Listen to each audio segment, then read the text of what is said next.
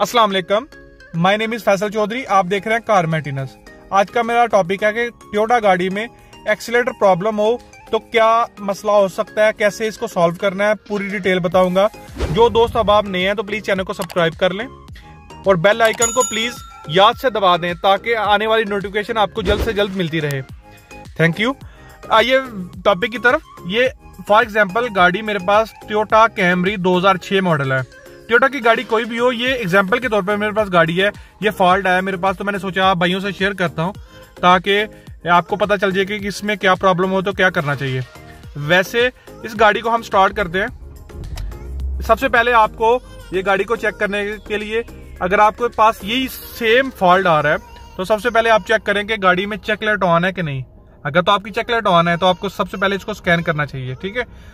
उसके बाद दूसरे नंबर पे इसको आप स्कैन मैनुअल तरीके से भी कर सकते हैं और उसके बाद जो है ना स्कैनर के जरिए भी। मेरे ख्याल से हर बंदे के पास स्कैनर है, नॉर्मल हो या हैवी कोई भी हो, स्कैनर तो होता है। अगर आपको इस पे वीडियो चाहिए कि मैनुअल तौर पे टोयोटा को कैसे स्कैन कर सकते हैं विदाउट स्कैनर, तो आप मुझे कमेंट करें तो मैं इंशाल्लाह इस पे वीडियो बना दूंगा।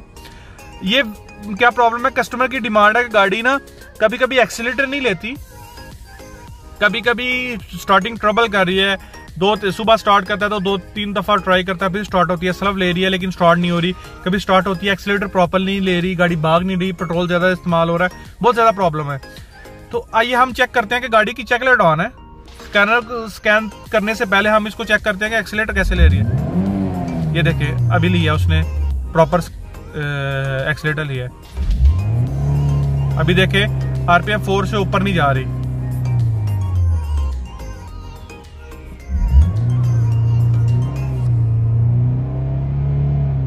ये देखें प्रॉपर एक्सीलेटर नहीं ले रही, कभी लेती है कभी नहीं ले रही, तो इसके अंदर प्रॉब्लम है। आइए हम इसको स्कैन करके चेक करते हैं कि इसमें क्या प्रॉब्लम है।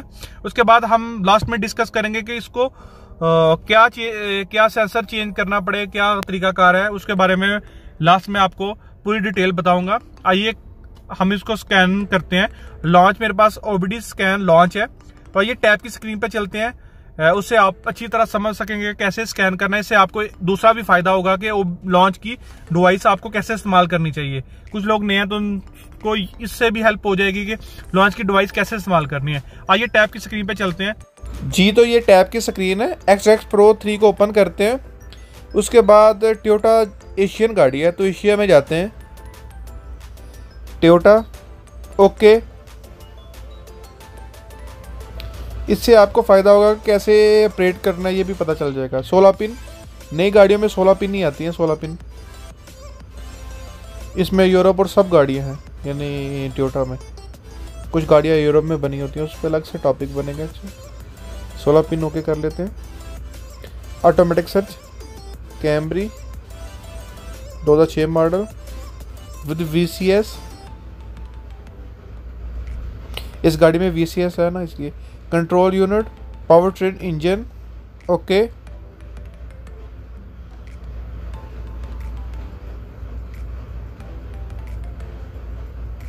Read fault code, mass air flow circuit low, intake air temperature circuit. बाकी 2 करंट कोड है, बाकी हिस्ट्री के यानी पुराने पेंडिंग है। यानी ये मास एयर फ्लो सेंसर के मतलब मैप सेंसर के कोड है।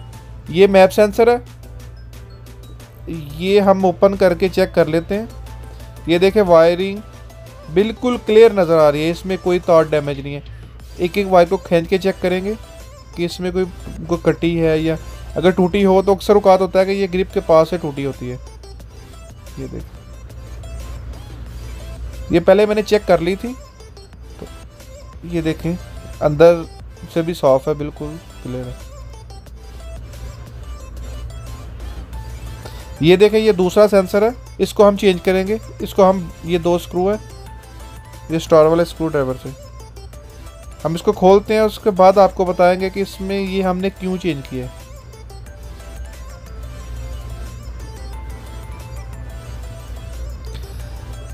ये चीज़ मैं बाद में डिस्कस करूंगा कि अगर सर्किट का कोड है तो हमने सेंसर क्यों चेंज किया है, ठीक है।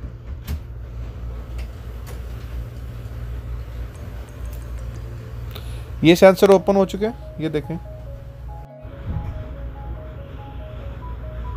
ये दूसरा सेंसर है। अब इसको हम लगाएंगे, ये जैसे खोला था ऐसे ही दबाएंगे तो इसके ऊपर 2 स्क्रू लगेंगे, जैसे हमने स्क्रू खोले थे। ये थोड़ा सा दबाएंगे, ये लग जाएगा। इसमें कोई नहीं, एक रबड़ होती है, थोड़े दबाने से लग जाती है। आपको मैंने दिखाया, आप खोलेंगे आपको खुद अंदाज़ा हो जाएगा।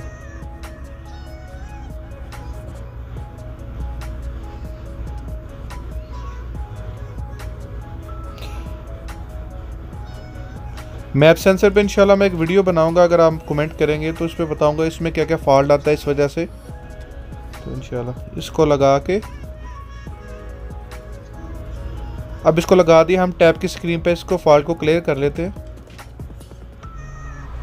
ये ऐसे एशियन टोयोटा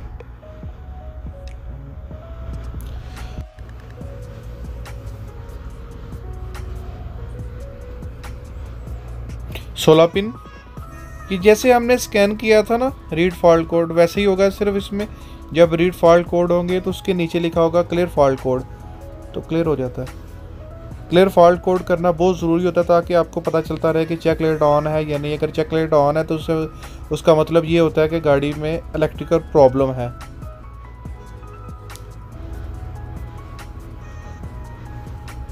हम इसके बाद में दोबारा डिस्कस करेंगे कि मैप सेंसर क्यों चेंज किया है और चेक लाइट का क्या मतलब होता है।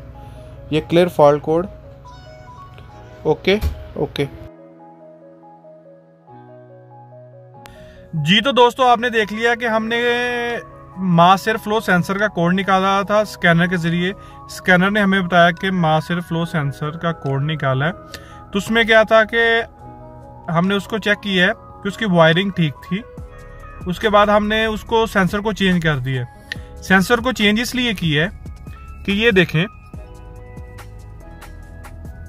ये जो है ना, ये थोड़ा टूटा भी हुआ है क्योंकि इसका सेंसर का, अगर आपकी वायरिंग ठीक है, अगर इसका आपको कोड निकलता है सर्किट का, तो पॉसिबल है कि इसके अंदर भी प्रॉब्लम हो। अगर तो सेंसर का कोड निकल रहा है तो इसके अंदर अगर प्रॉब्लम होगी तो फिर सेंसर का कोड निकालेगा ये जो रेक्टिफायर में। अगर इसको रेक्टिफायर भी बोला जाता है, कॉइल भी कुछ लोग बोलते हैं, इसके बहुत ज्यादा नाम है। इसको मैप सेंसर भी बोलते हैं, एयर फ्लो सेंसर भी बोलते हैं, बहुत ज्यादा नाम है इसके, ठीक है। इसको ना हमने इसलिए चेंज किया क्योंकि इसके अंदर सर्किट का कोड आ रहा था। सर्किट का कोड इसलिए आता है कि वायरिंग डिस्कनेक्ट है, यानी आपकी वायरिंग प्रॉपर सिग्नल नहीं दे रही, सेंसर के साथ अटैच नहीं हो रही। अगर ये सेंसर के साथ यानी कंप्यूटर ECU इसके साथ अटैच होगा तो ये सर्किट का कोड नहीं निकालेगा। अगर सब कुछ ओके होगा तो फिर ये प्रॉपर काम नहीं करेगा, तो फिर इसकी कॉइल का मसला होगा तो ये सेंसर का कोड निकालेगा। अगर सर्किट का कोड है, आप सबसे पहले अपनी वायरिंग चेक करें। अगर वायरिंग आपकी ओके है, सब कुछ ठीक है, तो आपको ये चेंज करके चेक करना पड़ेगा कि इसके अंदर प्रॉब्लम है। इसको दूसरे नंबर पे आप जब इसको लगाएंगे तो आप क्लियर करेंगे फॉल्ट कोड। अगर तो रेज हो जाएगा फॉल्ट कोड तो फिर आपकी गाड़ी में सेंसर की प्रॉब्लम है, क्योंकि सर्किट का कोड हमेशा रेज नहीं होता, यानी स्कैनर के जरिए सर्किट का कोड अरेज नहीं होता, क्योंकि यहाँ तो उसकी वायर डिस्कनेक्ट होती है। अगर सेंसर का कोड होगा तो फिर अरेज हो सकता है, पॉसिबल है कि दोबारा आ जाए। लेकिन अगर सर्किट का कोड होगा, वायरिंग का कोड होगा, तो ये ट्रबल कोड अरेज नहीं होगा। तो हमने आपके सामने अरेज किया है। आइए आपको गाड़ी स्टार्ट करके चेक कराते हैं कि चेक लाइट जा रही है कि नहीं जा रही। आपको मैनुअल तरीके से पता चल जाएगा कि अगर आपके पास स्कैनर नहीं है तो आप इसको लगा के आपको सेम प्रॉब्लम आ रही है। इसमें एक और प्रॉब्लम होती है कि एक्सेलेटर कुछ 3 RPM से ऊपर नहीं था जा रहा, यानी कुछ जगह पे ऐसे प्रॉब्लम आती है कि 3 RPM से ऊपर नहीं जा रहा होता। आइए आपको स्टार्ट करके चेक कराते हैं। ये देखिए, सबसे जो पहली चीज है कि चेक लाइट चली गई, यानी इस गाड़ी में अभी सर्किट का कोड नहीं आ रहा, ठीक है। ये देखिए, ठीक है। पहले क्या था कि RPM 4 से ऊपर नहीं था जा रहे। अगर 4 से ऊपर जा रही थी तो गाड़ी झटके मार रही थी, प्रॉब्लम क्रिएट कर रही थी, तो यानी भक भक कर रही थी। क्योंकि इसमें मसला क्या होता है कि ये प्रॉपर तौर से कंप्यूटर को ये इतना नहीं बता सकता। अगर ये सेंसर खराब हो तो कंप्यूटर को ये यानी ये नोटिफिकेशन नहीं दे सकता कि एयर कितनी जा रही है इंजन के अंदर।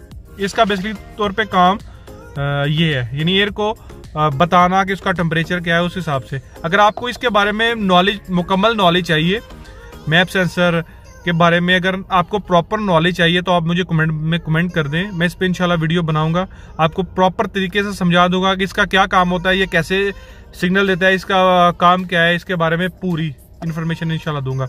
जो दोस्त अहबाब नहीं है तो प्लीज़ चैनल को सब्सक्राइब कर ले और बेल आइकन को प्रेस कर ले ताकि नई आने वाली नोटिफिकेशन आपको जल्द से जल्द मिल जाए। अगर आपको ये वीडियो अच्छी लगी है तो प्लीज़ लाइक कीजिए, शेयर कीजिए और दोस्तों के साथ शेयर करें।